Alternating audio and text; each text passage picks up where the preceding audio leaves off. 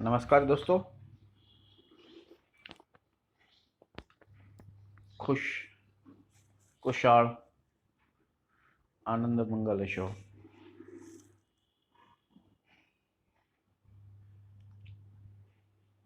અને તમે બધાએ ભણતા પણ હશો।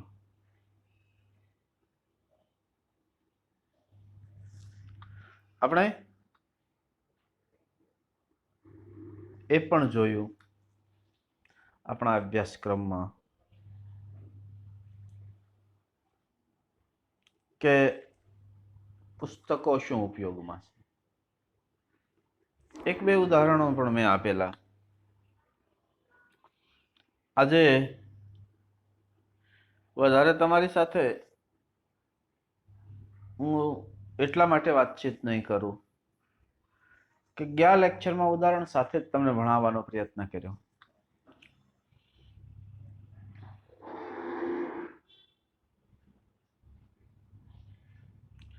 પુસ્તક વિશે થોડું લખવાની ઈચ્છા થાય, પુસ્તક વિશે થોડું લખવાની ઈચ્છા થાય છે, પણ ઈચ્છા થાય છે ને ત્યારે કદાચ થોડું લખવાનું શક્ય નથી।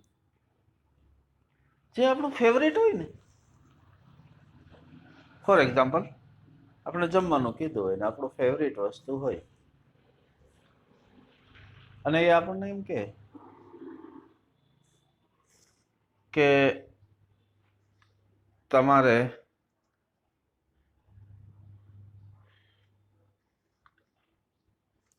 જમવાનું છે તો કદાચ એવું પણ બને કે આપણે આપણી ફેવરેટ વસ્તુ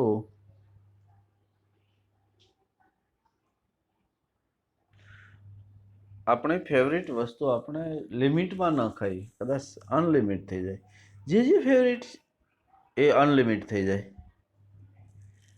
એવું જ કંઈક પુસ્તક વિશેની દુનિયામાં છે। કારણ કે પુસ્તક વિશેની દુનિયામાં એટલા માટે હું કહું છું કે લખવા બેસીએ ત્યારે થોડું ન લખાય, વધારે જ લખાઈ જાય, લિમિટ ન રહે। કારણ કે જેને પુસ્તક પ્રિય છે, ફેવરિટ છે, એ પુસ્તક વિશે ઓછું ન લખી શકે ક્યારેય।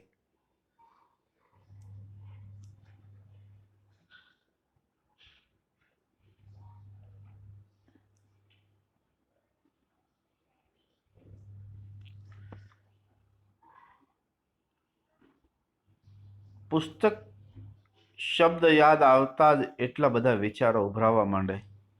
વાંચેલું, જાણેલું, અનુભવેલું એટલું બધું યાદ આવવા માંડે કે થોડું લખવાથી કદાચ સંતોષ નહીં થાય। બીજી વાત એ પણ છે કે ગમે તેટલું લખીને તો પણ સંતોષ નહીં થાય। જો વાંચવાનું, વાંચેલું જાણવું, જાણવેલું અનુભવવું, આટલું બધું યાદ આવવા માંડે કે જેટલું લખીશ ને એટલી સંતોષ નહીં થાય। પુસ્તક આધુનિક માનવીને આનંદ આપનાર કદાચ સૌથી મોટું, સૌથી ઉત્તમ અને સૌથી સારું સાધન છે। તો ત્રણ શબ્દ છે, સૌથી મોટું, ઉમદા એટલે ઉત્તમ, સૌથી શિષ્ટ એટલે સારું। તેનો આનંદ અનેરો હોય છે। ઉમર ખૈયામે એની મસ્તીમાં કહ્યું, hair with love of bird beside the bog and book of verse and thought beside me singing in wilderness in pride એનો મને બહુ ઇંગ્લિશ નથી આવડતું। વેરાન રણમાં, ક્યાં ક્યાં પુસ્તક સાથે? દરિયામાં, પહાડોમાં, ગુફામાં, જેલની કોટરીમાં। માણસને જો પુસ્તક મળી જાય તો જાણે નવી દુનિયા મળી જાય। આવું કેમ કીધું? વેરાન રણમાં, જ્યાં બીજું કાંઈ ન હોય, પુસ્તક હોય તો વાંચી શકો, વાંચી શકેલું અનુભવી શકો। અને અનુભવી શકેલું તમે વિચારી શકો. પહાડોમાં જ્યાં જ્યાં પુસ્તક મળે ત્યાં દોસ્તોયવસ્કી વિશે ક્યાંક વાંચ્યું કે વેનિસ શહેરમાં જોવા એ ગયો ત્યારે વિક્ટર હ્યુગોનું પ્રખ્યાત પુસ્તક લ મિઝરેબલ પ્રકાશિત થયેલ. દોસ્તોયવસ્કીએ વેનિસ જોવાને બદલે હોટલના રૂમમાં ભરાઈને ધ મિઝરેબલ વાંચવા અઠવાડિયું કાઢી નાખ્યું. જો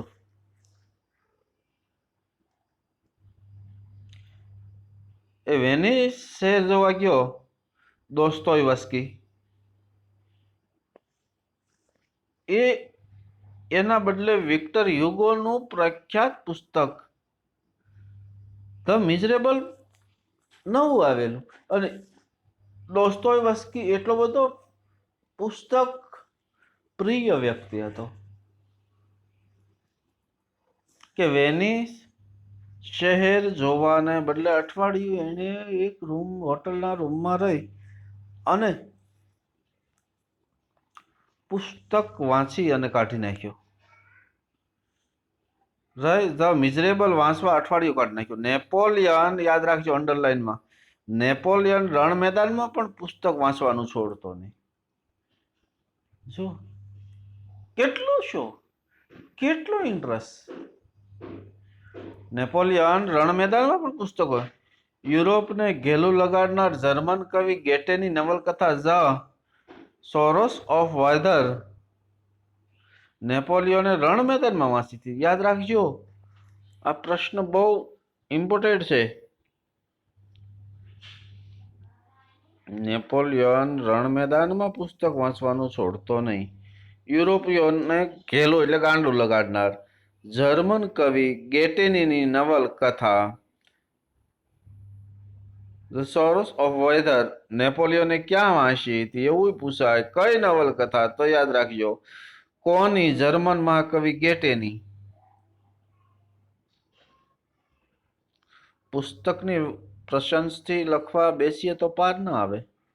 માણસને તેની સાથે એટલી મોહબ્બત છે કે પુસ્તક સાથે હસે છે, પુસ્તક સાથે રડે છે, પુસ્તક સાથે ઉદાસ થઈ જાય છે, આનંદ પામે છે. પુસ્તકની હાજરીમાં પોતાની જાત સાથે વાતો કરવા લાગે છે. પોતાની જાતને ક્યારેક તો માત્ર પુસ્તક પાસે જ એ ખુલ્લી કરે છે. પુસ્તક આધુનિક માનવી માટે દિલોજાન દોસ્ત. જો પુસ્તક સાથે રડી શકાય, હા, હસી શકાય. તમે કોમેડી પુસ્તક વાંચતા હો એવું હસવું આવે. પોતાની જાતને કેવી રીતે પુસ્તક સાથે વાતો, આત્મકથા લખીએ ત્યારે આપણે આપણા વિશે લખીએ છીએ, આપણી જાત સાથે.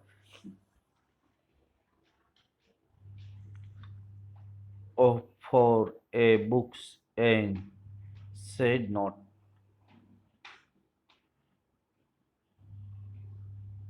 Here indoor or out, where I might read all my each, both of the new and old, for a jolly good book, wherein to look in better to me than gold.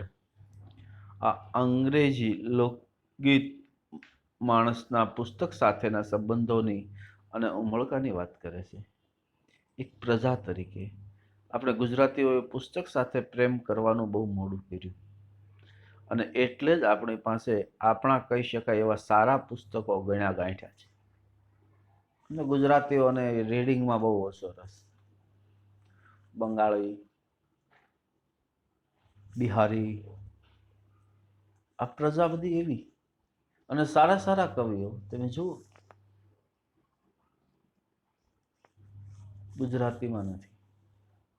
સારા સારા જે પુસ્તકો કહી શકાય ને એવા પુસ્તકો પણ આપણી પાસે નથી. અંગ્રેજ ભાષાના જેટલા સારા પુસ્તકો છે એટલા હિન્દી ભાષામાં નથી, અને હિન્દી ભાષામાં છે એટલે આપણા ગુજરાતી ભાષામાં નથી. આનું કારણ શું? આનું કારણ એટલું જ તે કે આપણને પુસ્તકોનો શોખ ઓછો છે, ચોપડાનો શોખ છે. ઉધાર જમા. પુસ્તકોનો શોખ જ્યારે હશે ત્યારે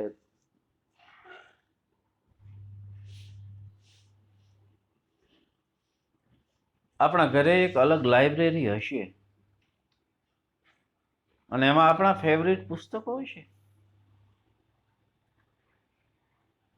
કોઈ પણ સ્કૂલ લાઇબ્રેરી વિનાની ન હોય. આપણે મહંદી સ્કૂલમાં પણ લાઇબ્રેરી છે.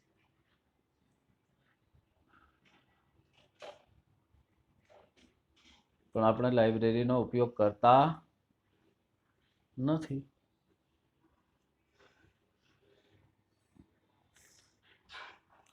લાઇબ્રેરી શું કામ હશે? એટલા માટે હોય લાઇબ્રેરી કે ત્યાં જઈને આપણે કંઈક નવા પુસ્તકો વાંચીએ. પણ આપણે આપણા નથી વાંચી શકતા, એ નવા ક્યાંથી વાંચવા?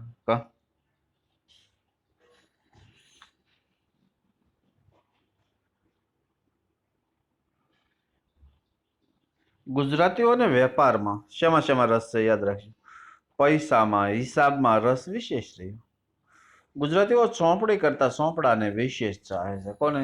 ચોપડી એટલે પુસ્તક, ચોપડો એટલે જમા ઉધાર. એટલું જ નહીં, પૂંજન ચોપડા, પૂંજન પણ બહુ અદબથી, બહુ વિવેકથી કરે છે. ચોપડી વસાવવામાં અને વાંચવામાં કશું દેવું પડે છે. ગુજરાતીઓને લેવામાં વિશેષ રસ છે, એટલે જ આપણને ચોપડો સૌથી વધુ પ્રિય. ગુજરાતીઓમાં પુસ્તકના પ્રેમી નથી એવું નથી. જે છે તે કદાચ બહુ ઉગ્ર અને ઉત્કૃષ્ટ છે. કેનેડાના એક પ્રોફેસર માર્શલ મેકલુહાન કહે છે કે થોડા વર્ષ પછી માણસ એની પુસ્તક વાંચવાની ટેવ છોડી દેશે, કારણ કે અમે ભણતા ને ત્યારે કમ્પલસરી ન્યૂઝપેપર વાંચવું પડતું ન્યૂઝ માટે. પુસ્તકો વાંચવા પડતા અને પુસ્તકો વાંચવા માટે લાઇબ્રેરીએ લેવા જવું પડતું. વાંચવાય જતા પણ લેવા તો જવું જ. આજે નથી રહ્યું. ધીમે જે આજથી 60-70 વર્ષ પહેલા જે માણસો પુસ્તકો વાંચતા એ આજે વાંચે છે? નથી વાંચતા. કારણ કે મનોરંજનના સાધનો વધી ગયા. સિનેમા, રેડિયો, ટેલિવિઝન જેવા માસ મીડિયા સાધનો તેને પુસ્તક કરતા ઓછા સમયમાં વધારે આનંદ અને વધારે માહિતી આપે છે. તો એક નવલકથા વાંચવી હોય તો ધીમે એક વીક લાગે. અને એ નવલકથા વિશે કોઈક બોલતો હોય તમને 1 કલાકમાં આખી નવલકથા સંભળાવી દે.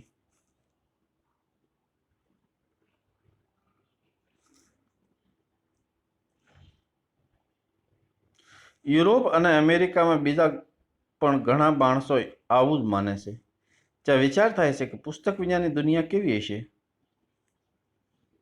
માણસ શિકાર કરતો હતો, હોંકારા પડકારા કરતો હતો, નાચતો હતો, બહાદુરીના નારા લગાવતો હતો, ખેતી કરતો હતો, ગીતો ગાતો હતો, એકાંતમાં જઈને ધ્યાન ધરતો હતો, પોતાને મળેલું જ્ઞાન બીજાને આપવા માટે એ બહુ ઉત્સુક હતો. ત્યારે તેની પાસે પુસ્તક નહોતું. પુસ્તક વિનાની એ દુનિયામાં થોડાક નારાઓ હતા. ચીજ નહોતી, માણસને અકળામણ હતી, પણ તેને રહસ્યને, હૃદયની ઉર્મિને કાયમ માટે ધબકતું રાખીને સંઘરી શકે એવી કોઈ વસ્તુ હાથમાં લાગેલી નહોતી. માણસની એવી સદીઓની અકળામણ, ઉત્કૃષ્ટતા અને ઝંખનાના પરિણામ રૂપે પુસ્તકોનો જન્મ છે. આખો પેરેગ્રાફ યાદ રાખજો.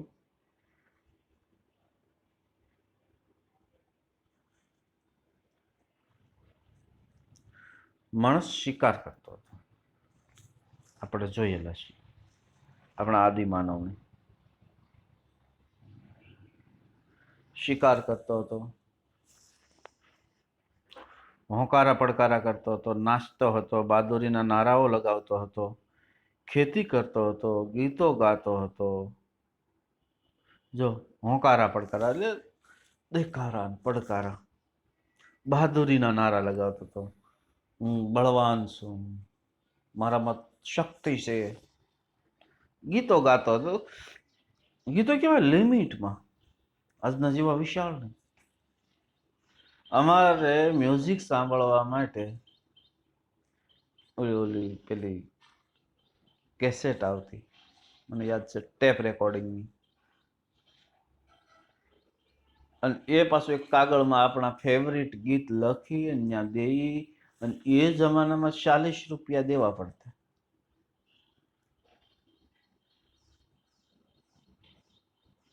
એ જમાનો એટલે હું પાછો 65-70 ની વાત નથી કરતો. હું વાત કરું છું મારા SSC એટલે 98-99 ની. એ સમયમાં આપણને એક કેસેટની અંદર 8 ગીત કે 10 ગીત આપે, બસ ઈ સાંભળવાના. આજે તમે સર્ચ કરો, જે ગીત સાંભળવું હોય ઈ જ આવે.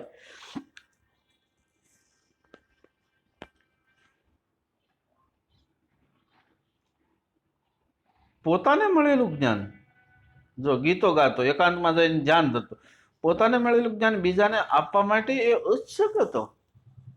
પોતાની પાસે જે નોલેજ છે એ બીજાને આપવા માટે ખૂબ જ ઉત્સુક હતો. મારે કોકને કંઈક દેવું છે, પણ પોતાની પાસે જ. ત્યારે તેમની પાસે પુસ્તક નહોતું.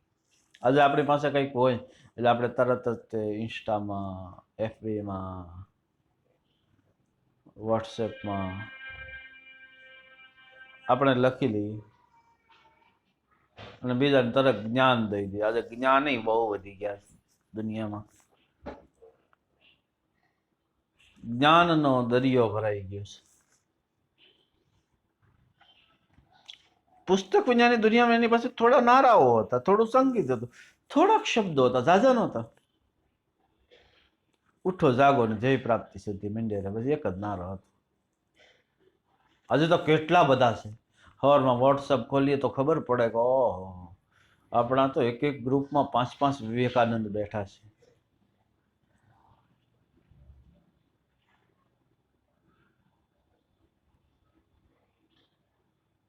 બધા ઉપદેશ દેવા અને પાલન પાછા એકેય ન કરતા. માણસના હૃદયની ઉર્મિઓને ધબકતી રાખીને સંઘરી શકે વસ્તુ હાથ લાગી.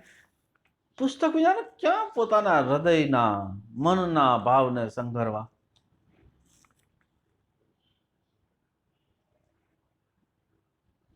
કોઈ એવી ચીજ નહોતી.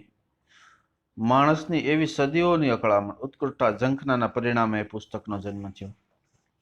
એ પુસ્તક નામની વસ્તુ જો ભવિષ્યમાં નહીં હોય તો માણસ પાસે કેટલું નહીં હોય. જો પુસ્તક નહીં હોય તો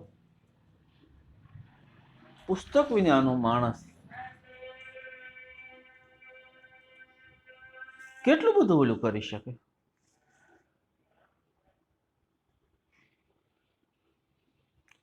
પુસ્તક એક વિસ્મયકારક વસ્તુ છે. તેને ભૌતિક શરીર છે, તેને આત્મા પણ છે. આનંદ, વિચાર, લાગણી, ધબકારા, જ્ઞાન, માહિતી કેટલું સંયોજિત થઈને તેમાંથી પુસ્તક શેનું શેનું બને છે. આનંદ, ક્લેવર, વિચારો, લાગણીઓ, ધબકારા, જ્ઞાન, માહિતી, આ બધું સંયોજિત એટલે ભેગું થઈને પુસ્તક બને છે. તેની સાથે તમે વાત કરી શકો છો, હસી શકો છો, રડી શકો છો અને સફર કરી શકો છો. મુસાફરી, દરિયાને પાર, આકાશમાં, ધરતીના ઊંડાણમાં, ઈચ્છા પડે ત્યાં જઈ શકો. પુસ્તક એક જાદુઈ દીવો છે. પુસ્તક તમને ડાયા પણ કરી દે, પુસ્તક તમને ગાંડા પણ કરી દે.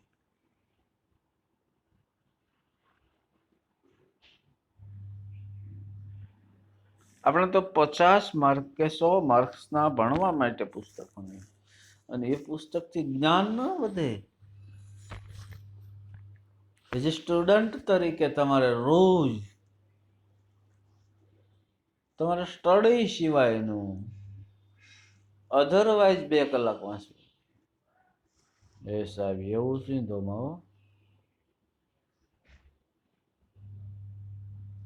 નકામી નાયરા વહી ગઈ હોય તો એ રિશ્તા ક્યા કહેલાતા હૈ આવડ્યા. સાહેબ કેટલું પુસ્તક નહીં હોય ત્યારે આપણે ગુમાવ્યું છે.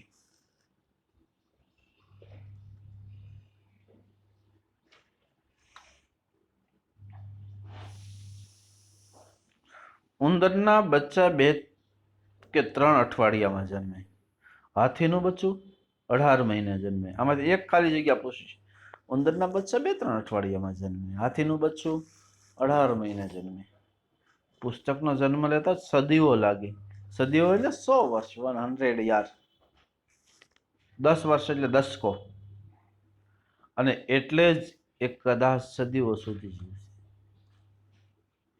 ઉંદરનું બચ્ચું જન્મે એની આયુષ્ય ઓછી હોય, 3-4 અઠવાડિયા જન્મે, પાછા 18 મહિને જન્મે. એનો પુસ્તક તો 1 સેન્ચુરીમાં એકાદ એવું પુસ્તક જન્મે લે. બાકી તો બધા ચોપડિયું છે. ગુજરાતી ભાષાના વાર્તાઓ તો છે, પણ પોસ્ટ ઓફિસ વાર્તા વાંચો એટલે તમને શ્રેષ્ઠ વાર્તા લાગે. અને એવી વાર્તા તો 40-50 વર્ષમાં એકાદ જ હોય. બધી વાર્તાઓ ન હોય.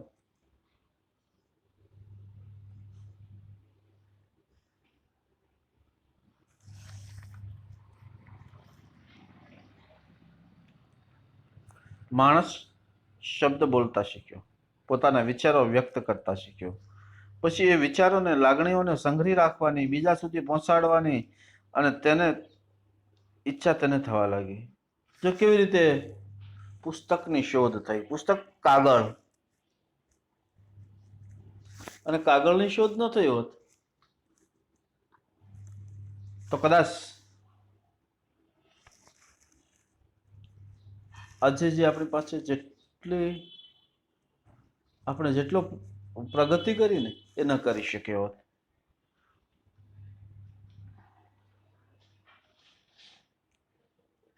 તેને ચિત્રલિપિ શરૂ કરી.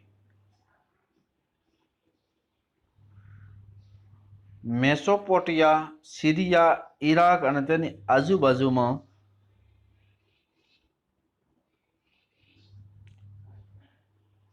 મેસોપોટિયા, સિરિયા, ઈરાક અને આજુબાજુના પ્રદેશમાં આજથી લગભગ હવે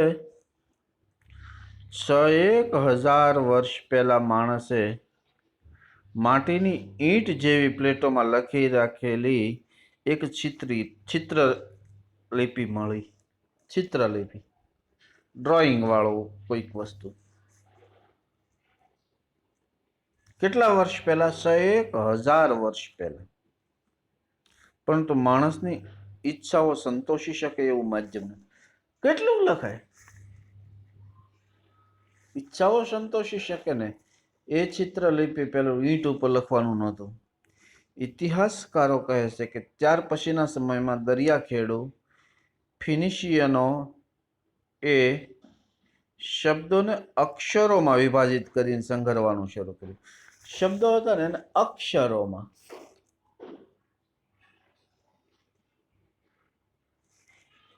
મૂળ અક્ષરોમાં વિભાજન કરવાનું શરૂ કર્યું. બહુ મોટો ફેરફાર હતો. ફિનિશિયન બંદર બાયબ્લોસમાં એક શિલાલેખમાં આ પ્રકારનું મૂળાક્ષર વાળું લખાણ હજી જોવા મળે છે. પછી ગ્રીક લોકોએ એ મૂળાક્ષરોને અપનાવી લીધા. કહે છે કે ફિનિશિયનો પાસે વ્યંજનો ન હતા. સ્વર અને વ્યંજન બે આવે ભણવામાં, તમે ભણો છો. કોની પાસે વ્યંજનો? ફિનિશિયનો પાસે વ્યંજનો ન હતા, કાના માતર ન હતા. એ તો સખપલ બ એમ જ લખતા. ગ્રીક લોકોએ એમાં સ્વર ઉમેર્યા અને અર્થ વધુ સ્પષ્ટ કર્યો. સોખા પાલી 2. અલબત્ત કાના માતરની આ રીત ઘણી મોડી અમલમાં આવી અને એ જ શ્રેષ્ઠ હતી. ભાષાનો વિકાસ બહુ ઝડપથી થઈ રહ્યો હતો. ત્યારે દુનિયાના જુદા જુદા ભાગોમાં વસતી એ વખતની સંસ્કારી મનુષ્ય જાતિ પોતાની વિકસિત ભાષાને લખાણમાં મૂકવા માટે અખતરાઓ કરી રહી હતી. કોણે કોણે અખતરાઓ? જો આપણું જીવન બહુ સારું હતું અને એ જીવનને જાહેર જીવનમાં મૂકવાની ટ્રાય થતી હતી. કોણે કોણે ટ્રાય કરી? શેમાં ટ્રાય કરી? માટીની ટેબ્લેટ્સ, શિલાલેખ, માટીનું ઓલું બનાવે ને એમાં કંઈક લખે એની ભાષામાં, શિલાલેખો લખે, પેલું કોતરણી કામ કરાવે, ભીત ચિત્ર ઝાડની છાલ ઉપર, પેલા મીણ ઉપર શોધખોળ ચાલુ હતું. લગભગ 4,500 વર્ષ પહેલા મિસરવાસીઓએ કોને ઇજિપ્તમાં રહેવાવાસી મિસરવાસી એક નવી શોધ વસ્તુને લેખનની બાબતમાં ક્રાંતિકારી ફેર કર્યો. નાઇલના ફળદ્રુપ પ્રદેશમાં થતા પેપિરસ, ખાસ યાદ, નાઇલના ફળદ્રુપ પ્રદેશમાં ઇજિપ્ત મિસરવાસીઓ અને ત્યાં નાઇલ નામનો વિસ્તાર એના પ્રદેશની અંદર થતા પેપિરસ નામના છોડમાંથી તેમણે લખી શકાય એવો ચપટો પદાર્થ બનાવ્યો. કાગળ માટે વપરાતો પેપર એ પેપિરસ ઉપરથી ઉતરેલું છે. યાદ રાખજો ખાસ, કાગળમાંથી વપરાતો પદાર્થ પેપિરસ ઉપરથી ઉતરી આવેલો છે એવું કહેવાય છે. પેપિરસ ઉપર લખાણ લખીને તેને ગૂંચળું વાળીને એ ગૂંચળાને સાચવી રાખવામાં આવતા. આપણા જૂના ટીપણાઓ અને જૂના દસ્તાવેજો એના અવશેષો છે. પેપિરસ એ કાગળ ઉપર આપણા જૂના જે બધા અવશેષો સંગ્રહી રાખેલા છે એનું મેન ઉદાહરણ એ છે. ગૂંચળાનો એક છેડો ગોળ લાકડીમાં રહેતો અને ધીમે ધીમે ઉકેળીને વાંચવામાં આવતો. એમાં ઘણી માથાકૂટ હતી, છતાં વર્ષો સુધી આ પદ્ધતિ કઈ પેપિરસમાંથી જે ગૂંચળું બનાવતા એ અમલમાં રહી. ઈસુની પહેલી સદી એલેક્ઝાન્ડ્રિયાનું શાહી પુસ્તકાલય નાશ પામ્યું ત્યારે આવા 7.5 લાખ ગૂંચળાઓ વીંટળાવેલા હતા. એ વાત ઉપરથી એ વ્યાપનો કંઈક ખ્યાલ આવી શકે. પેપિરસના વીંટળાઓ ઉપર લખાણ લખાતું હતું ત્યારે બીજી તરફ એશિયા માઇનોરના કેટલાક લહિયાઓ લખવા માટે વાછરડા, ઘેટા, બકરા અને કમાવેલા ચામડાનો ઉપયોગ કરતા. જો પછી ક્યાં એશિયાના માઇનોરમાં કેટલાક લહિયા એટલે લખવાવાળા, લેખન કાર્યવાળા શું કરતા? વાછડું, ઘેટું, બકરો એના ચામડાનો ઉપયોગ. પાર્ચમેન્ટ તરીકે ઓળખતી આ સામગ્રી પેપિરસ કરતાં વધુ ટકાઉ હતી અને અનુકૂળ હતી અને એનો ઉપયોગ વધારે થવા લાગ્યો. ઈસુની પહેલી સદીમાં પ્રથમ વર્ષે 4 પછી થોડા વર્ષે એક રોમન લહિયાને જુદા જુદા પાર્ચમેન્ટને એક સાથે રાખવા માટે એક બાજુના ભાગને, આવા બધા ગૂંચળાઓ હોય ને એને એક સાથે ભેગા રાખવા માટે એક સાઈડથી એને દોરાએથી સીવી લીધો.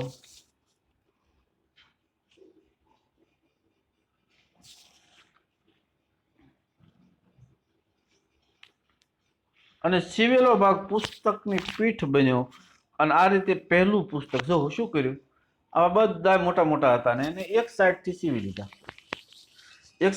લીધા. સિવાય તો ક્યાં, અને એના કારણે પહેલું પુસ્તક અમલમાં આવ્યું. પહેલું પુસ્તકની સ્ટાર્ટિંગ થઈ.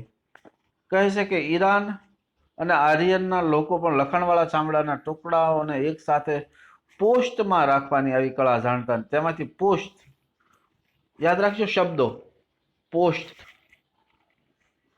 પોસ્ટી, પોથી અને પુસ્તક ઉપરથી ઉતરી આવેલું છે. અહીંયા રાખીએ છીએ. ખુશ રહેજો, આનંદ મંગલ રહેજો, આવજો.